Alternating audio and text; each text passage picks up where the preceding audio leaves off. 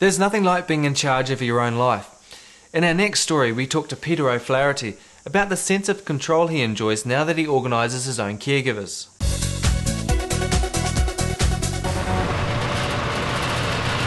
This is the part of his job that Peter O'Flaherty loves, getting out of the office and onto Rotorua farms.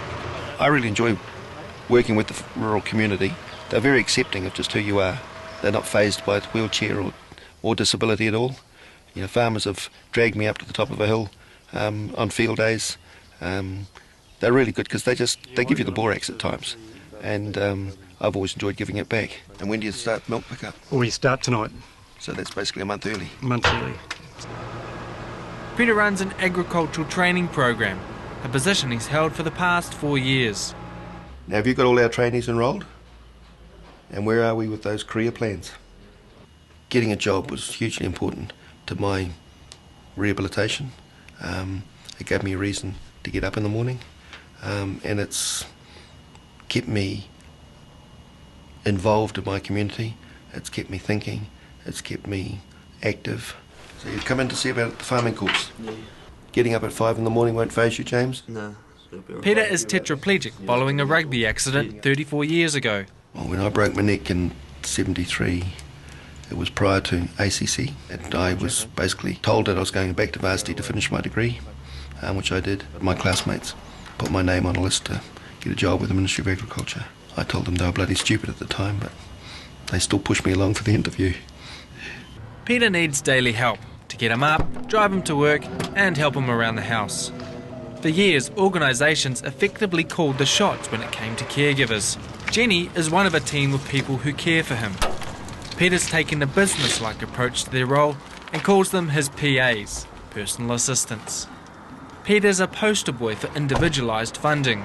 He reckons the best part about managing his caregivers is that they are there when he needs them to be.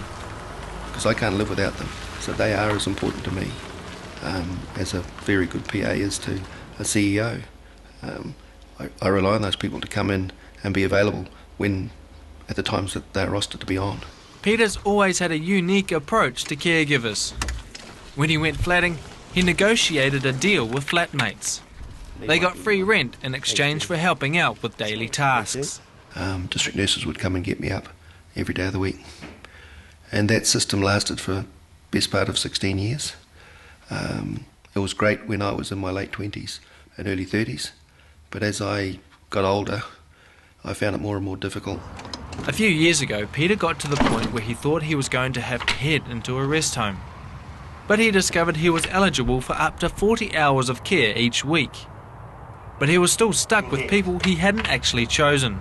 We were getting sent people who really didn't have the skills or the knowledge, or even sometimes any idea who they were coming to, and I got a bit fed up with that.